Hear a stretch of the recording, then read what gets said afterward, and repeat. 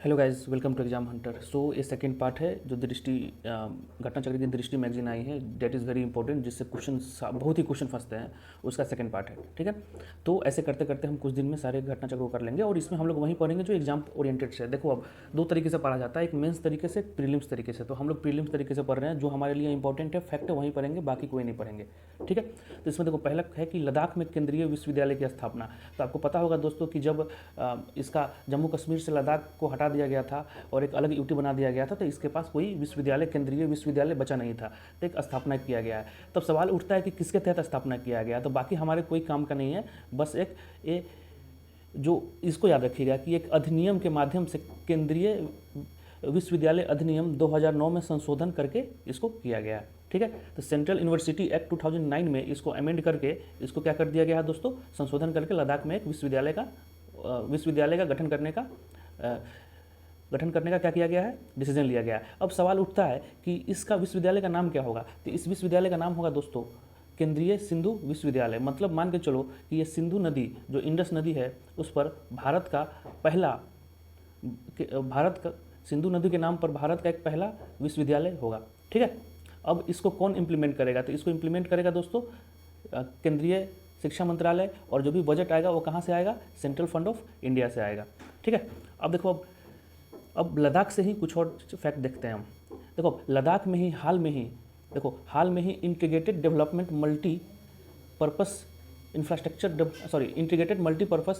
Development corporation एक project को मंजूरी दी गई है। मतलब क्या है कि अगर हिंदी में देखो तो लद्दाख में एक एकीकृत बहुदेशीय अवसंरचना विकास निगम, इस integrated multipurpose infrastructure development corporation का काम क्या होगा कि एक मेन कंस्ट्रक्शन एजेंसी है जो लद्दाख में क्या करेगा, डेवलपमेंट का काम करेगा, और इसके लिए उसको 25 करोड़ रुपए का आवंटन करने का फैसला लिया गया है, ठीक है। अब आते हैं अगले क्वेश्चन की ओर, अगले टॉपिक की ओर। नेक्स्ट टॉपिक है उमलिंग ला दर्रा, ठीक है ना, ये काफ़ी इंपॉर्टेंट है। उमलिंगला दारा पर विश्व के सबसे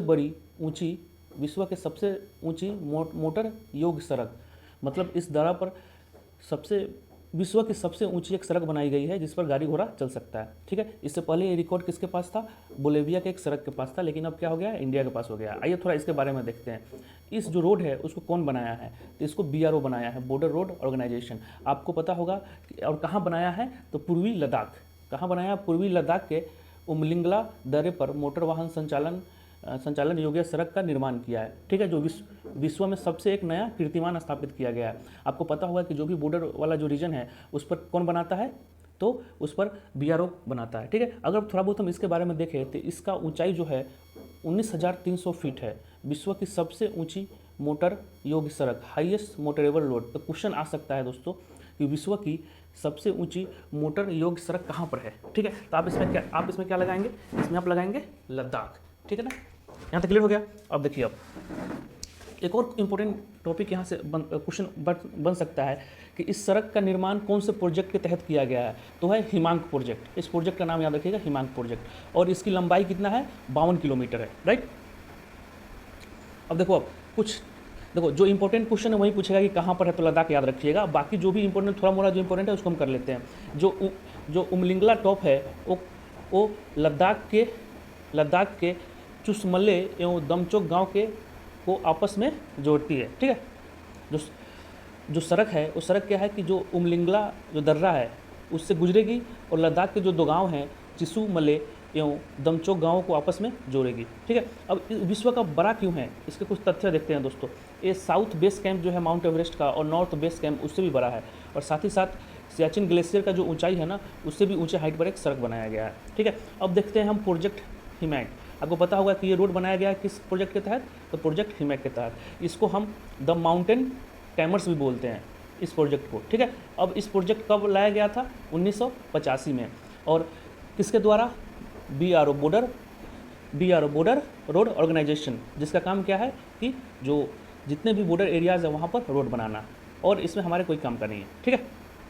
अब देखो, लद्दाख से बात आया तो लद्दाख अब एक नया यूटी बना है, तो उसके नए पशु और पक्षी, राज्य पशु और राज्य पक्षी भी हुए हैं। इसके बारे में हम देखते हैं। तो लद्दाख के जो राज्य पशु हैं, स्टेट एनिमल जिसको बोलेंगे, उसको है हिम तेंदुए, जिसको स्नो लेपर्ड बोलते हैं, ठीक है। और जबकि जो स्टेट बर्ड है वो क्या है, काली गर्दन वाले सारक, जिसको ब्लैक नेक्ड क्रेन बोलते हैं, ठीक है। तो स्टेट एनिमल क्या है? स्नो लेपर्ड, हिम तेंदुए, और स्टेट बर्ड क्या है? ब्लैक नेक्ड क्रेन, जिसको काली गर्दन वाले सारस बोलते हैं, ठीक है। वहीं अगर जम्मू कश्मीर में देखो तो जम्मू कश्मीर में पहले से ही था, ठीक है। तो जम्मू कश्मीर में जो पशु हैं स्टेट पशु, वो कौन है? कश्मीरी स्टैग, जिसको हंगुल बोलते हैं, और राज्य पक्षी वही है काली गर्दन वाले सारस, दो कॉमन है, ठीक है। अब देखो हिम तेंदुए का अगर वैज्ञानिक नाम देखेंगे तो वैज्ञानिक नाम क्या है इसका? पैंथरा उनसिया, ठीक है। और काली गर्दन वाले सारस का देखेंगे तो इसका नाम है ग्रस निग्री कोलिस, ठीक है। और IUCN का लिस्ट देखेंगे तो हिम तेंदुए किस में आता है? वल्नरेबल में। और 2009 में प्रोजेक्ट स्नो लेपर्ड भी लॉन्च किया था, किसने? भारत सरकार ने, इसको बचाने के लिए, ठीक है। और वर्ल्ड स्नो लेपर्ड डे, ये ध्यान से याद रखिएगा, कब मनाया जाता है? 23 अक्टूबर। वर्ल्ड स्नो लेपर्ड डे कब मनाया जाता है दोस्तों? 23 अक्टूबर को मनाया जाता है। IUCN के अगर हम लिस्ट में देखें, रेड लिस्ट में, तो सारस जो है उसको हम नियर थ्रेटन में डाला गया है। तो दो पशु क्या हो जाएगा? हिम तेंदुआ जो वल्नरेबल में है, और जो सारस है वो किस में आ जाएगा? नियर थ्रेटन में। और वर्ल्ड स्नो लेपर्ड डे कब मनाया जाता है? तो 23 अक्टूबर को। ये नाम आप याद रखिएगा, ये डेट याद रखिएगा, ठीक है। अब देखो एक ई-रूपी आया है, ठीक है ना, ई-रूपी। अब देखो है क्या है? अब इसको प्रधानमंत्री ने कब लॉन्च किया? क्वेश्चन पूछा जा सकता है 2 अगस्त को। किसके द्वारा लॉन्च किया गया? तो प्रधानमंत्री। आपको ऑप्शंस में दे देगा, फाइनेंस मिनिस्ट्री भी दे देगा या RBI दे देगा, तो आप कन्फ्यूज हो जाओगे, इसलिए ध्यान रखना प्रधानमंत्री के द्वारा इसको ई-रूपी को लॉन्च किया गया है वीडियो कॉन्फ्रेंस के द्वारा, ठीक है। अब है क्या? अब इसमें सिंपल सा समझिए बात है क्या है।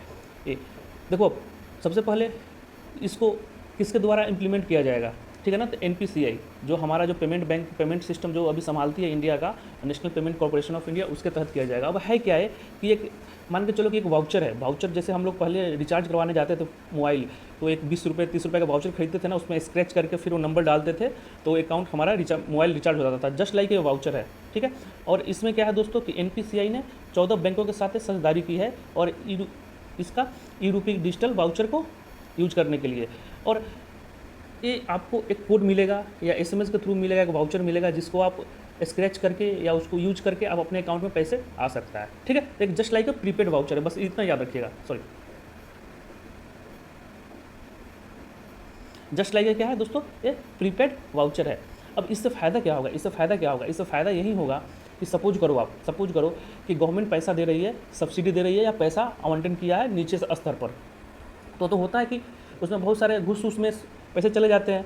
तब क्या होगा ना कि गवर्नमेंट सरकार है वो क्या करेगी ना कि डायरेक्ट एक वाउचर दे देगी। सपोज करो कि आपको पैसे की ज़रूरत है, सरकार आपको क्या करेगी? 1000 का वाउचर दे देगी।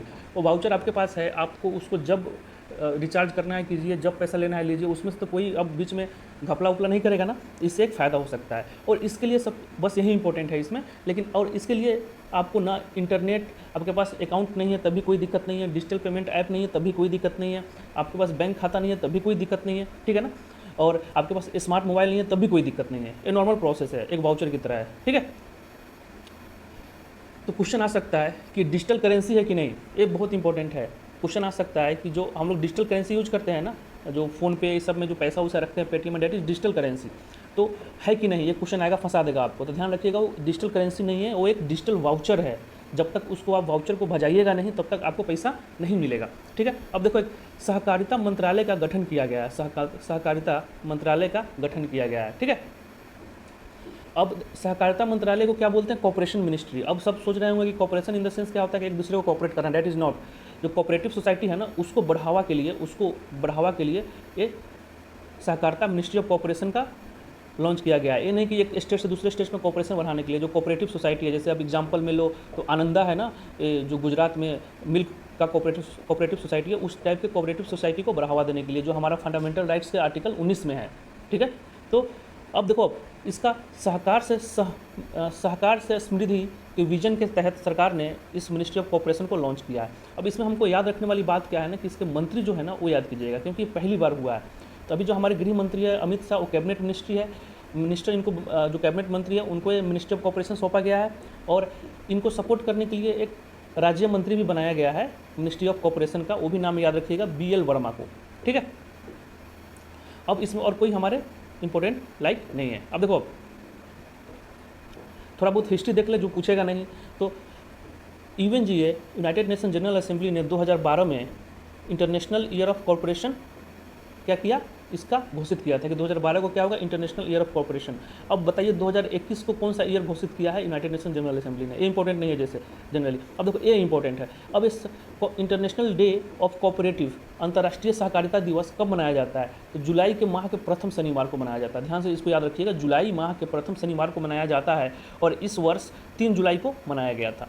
तो जुलाई वर्ष में जो पहला शनिचर होगा ना, शनिवार, उसको उस दिन मनाया जाएगा। ठीक है, अब देखो कुछ और फैक्ट देख लेते हैं हम, मेरे हिसाब से काफ़ी इंपॉर्टेंट है। अभी डिपार्टमेंट ऑफ पब्लिक इंटरप्राइजेज जो पहले कहाँ पर थी, जो पहले ministry of heavy industry and public enterprises का पार्ट था, जिसको हम उद्योग एवं लोक उद्यम मंत्रालय बोलते हैं, उसका पार्ट था, उसको अब हटाकर इसको किसमें ऐड कर दिया गया है, मिनिस्ट्री ऑफ फाइनेंस वित्त मंत्रालय में ऐड कर दिया गया है। तो क्वेश्चन पूछेगा कि डिपार्टमेंट ऑफ पब्लिक इंटरप्राइजेज जो पहले मिनिस्ट्री ऑफ हेवी इंडस्ट्री और पब्लिक इंटरप्राइजेज का पार्ट था, लोक उद्यम विभाग भारी उद्योग एवं लोक उद्यम मंत्रालय का पार्ट था, उसको निकाल के कौन से मंत्रालय में जोड़ा गया है, तो हो जाएगा वित्त मंत्रालय में। अब वित्त मंत्रालय के 6 विभाग हो गए हैं।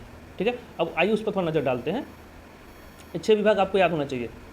फर्स्ट है दोस्तों कि department of economic affairs, department of expenditure, department of revenue, department of investment and public asset management, department of financial service, department of public enterprises. इसका स्क्रीनशॉट ले लीजिएगा और इसका PDF भी आपको टेलीग्राम पर मिल जाएगा, इस वीडियो के डिस्क्रिप्शन में डाला गया उसका लिंक। ठीक है, अब देखिए अब एक और फैक्ट हम ध्यान देते हैं।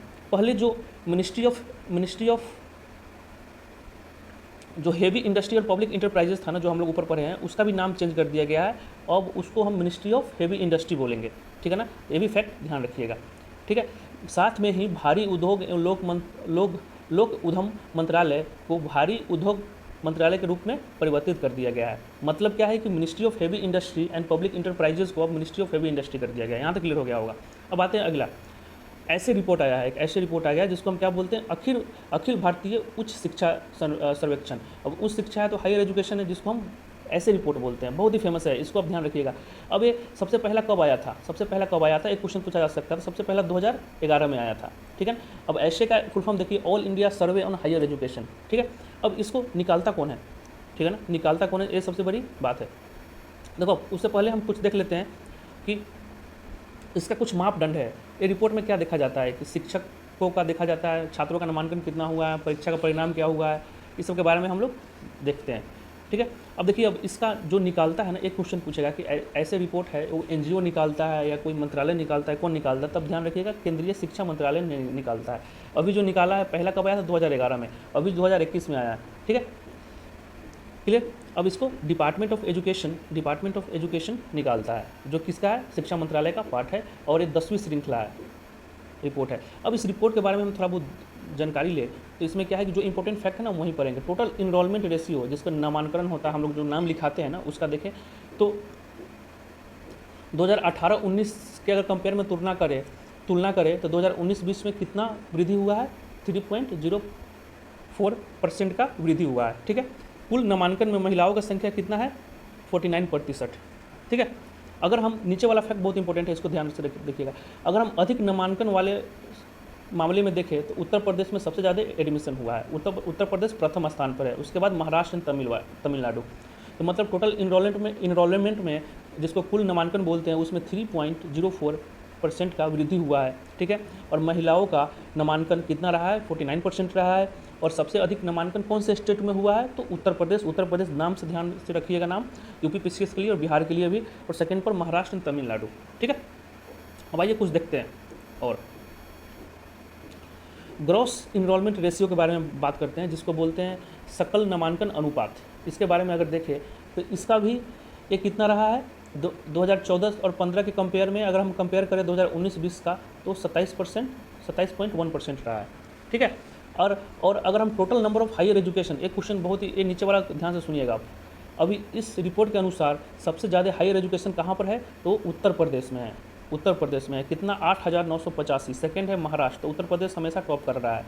ठीक है, उत्तर प्रदेश टॉप कर रहा है, इसमें भी टॉप किया है, किसमें, टोटल नामांकन में भी टॉप किया उत्तर प्रदेश। सबसे ज़्यादा हायर एजुकेशन कहाँ है, वो भी उत्तर प्रदेश में है। ठीक है, अब देखो थोड़ा कुछ और देख लेते हैं इसमें हम। छात्र शिक्षक अनुपात देखो कितना है, 26 है। मतलब क्या है कि एक शिक्षक पर 26 बच्चे हैं। ठीक है, अब नीचे वाला जो डाटा है ना, डेट इज़ वेरी इंपॉर्टेंट, मेरे हिसाब से काफ़ी इंपॉर्टेंट है, इसको आप रट लीजिएगा। जो हायर एजुकेशन के लिए जो विदेशी छात्र आते हैं हमारे देश में, वो सबसे ज़्यादा कहाँ से आते हैं? तो सबसे ज़्यादा नेपाल से आते हैं, जो कितना है 28%। उसके बाद अफगानिस्तान से आते हैं, जो अब वो भी नहीं आएगा तालिबान के बाद। उसके बाद बांग्लादेश से आते हैं। तो क्वेश्चन आपसे पूछ सकता है कि सबसे ज़्यादा कहाँ से आते हैं? बांग्लादेश का ऑप्शन दे देगा फर्स्ट, इसका ध्यान रखिएगा, सबसे ज़्यादा नेपाल से आते हैं।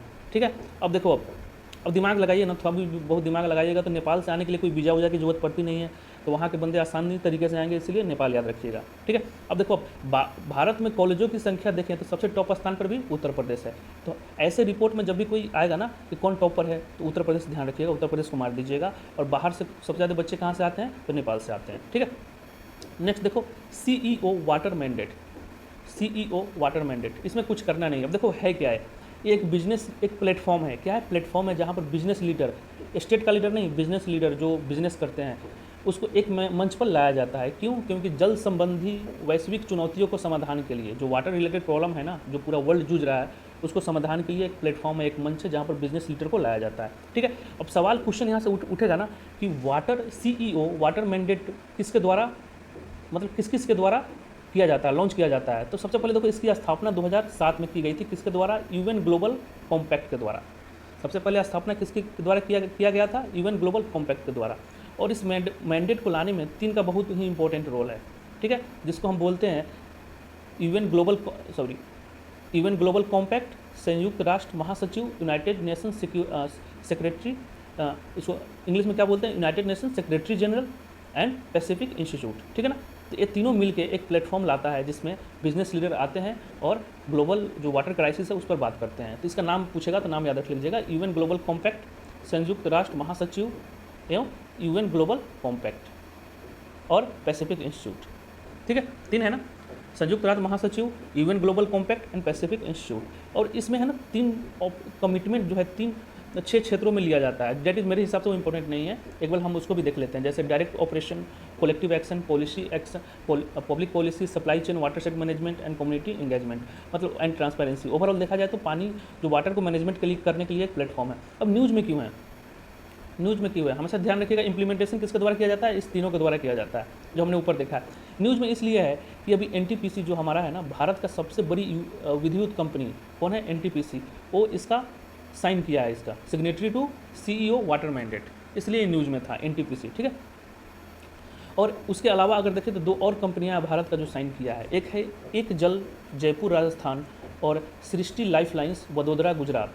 ठीक है, तो NTPC, एक जल और सृष्टि लाइफलाइंस तीनों मिलके साइन किया है। क्लियर? अब देखो नेक्स्ट, अब इसके अलावा हमको इसमें अब कुछ पढ़ना नहीं है। नेक्स्ट देखिए, भारत का सबसे बड़ा सौर्य पार्क, भारत का सबसे बड़ा सौर्य पार्क कहाँ पर खुलने जा रहा है? अभी खुला नहीं है, कहाँ पर खुलने जा रहा है? तो रन ऑफ कच्छ, नाम याद रखिएगा। ठीक है, अब इसको कौन मंत्रालय के अंदर आएगा? तो ministry of renewable and new and renewable energy, ministry of new and renewable energy, नवीन एवं नवीकरणीय ऊर्जा मंत्रालय। अब एक इंप्लीमेंट किसके द्वारा किया जाएगा? तो NTPC रिन्यूएबल्स एनर्जी लिमिटेड के द्वारा। यहाँ तक क्लियर हो गया? मतलब भारत का सबसे बड़ा सौर्य पार्क रन ऑफ कच्छ में खुलेगा। ठीक है, रन ऑफ कच्छ में जो गुजरात में है। और कौन खोलेगा इसको? NTPC रिन्यूएबल्स, जो NTPC जो पहले पढ़े थे उसका एक सब्सिडियरी है, 100% सब्सिडियरी है। और कौन सा मंत्रालय ने इसका डिसीजन लिया है? तो ministry of new and renewable energy, Naveen and नवीकरणीय ऊर्जा मंत्रालय ने। ठीक है, अब इसका क्षमता क्या होगा? क्षमता देखते हैं। क्षमता होगा 4750 मेगावाट, इसको अब याद रखिएगा। और इस पार्क के स्तर पर देखें तो हरित हाइड्रोजन, जिसको हम ग्रीन हाइड्रोजन बोलते हैं, उसका भी उत्पादन करने की योजना है। ठीक है, यहाँ तक क्लियर? अब सेकेंड फैक्ट देखो, एक क्वेश्चन आ सकता है। क्वेश्चन आएगा कि देश का प्रथम हरित हाइड्रोजन परिवहन योजना, जिसको हम क्या बोलते हैं? Green hydrogen and mobility project, कहाँ पर स्थापना हुआ है? तो लद्दाख में हुआ है। ये कौन किया है? तो इसका भी NTPC रिन्यूएबल एनर्जी के द्वारा किया गया है। ये भी क्वेश्चन पूछेगा, क्वेश्चन डायरेक्ट पूछ देगा कि देश में प्रथम हरित हाइड्रोजन परिवहन योजना ग्रीन हाइड्रोजन मोबिलिटी प्रोजेक्ट कहाँ पर किया गया है? लद्दाख में किया गया है। उस पर एक क्या हुआ? हस्ताक्षर हुआ है और NTPC के द्वारा किया गया है। ठीक है, अगला देखो। अब एक और है कि भारत के सबसे बड़े तैरते सौर ऊर्जा संयंत्र, जिसको फ्लोटिंग सोलर पार्क, कहाँ पर किया जाएगा? है स्थापना कहाँ पर किया गया है? तो हो जाएगा, किया नहीं जाएगा, किया गया है, ये हो जाएगा आंध्र प्रदेश में। किसके द्वारा? NTPC के द्वारा। ठीक है, तो कहाँ पर? आंध्र प्रदेश में, ये याद रखिएगा। आंध्र प्रदेश में भी कहाँ, तो सिम्हाद्री ताप विद्युत संयंत्र के जलाशय पर, मतलब reservoir of Simhadri thermal power plant पर। इसका क्षमता क्या है, 10 मेगावाट है, ठीक है। और हमें इसमें एक्स्ट्रा कुछ पढ़ना नहीं है। तो आई होप यहाँ तक क्लियर हो गया। सेकंड पार्ट है वीडियो का, फिर से हम थर्ड पार्ट लाएंगे। अगर चैनल को अच्छा लगा तो सब्सक्राइब कीजिएगा, कमेंट जरूर कीजिएगा, कमेंट करते रहिएगा, तब हम वीडियो लाते रहेंगे। चैनल को देखने के लिए धन्यवाद। आपका दिन शुभ हो।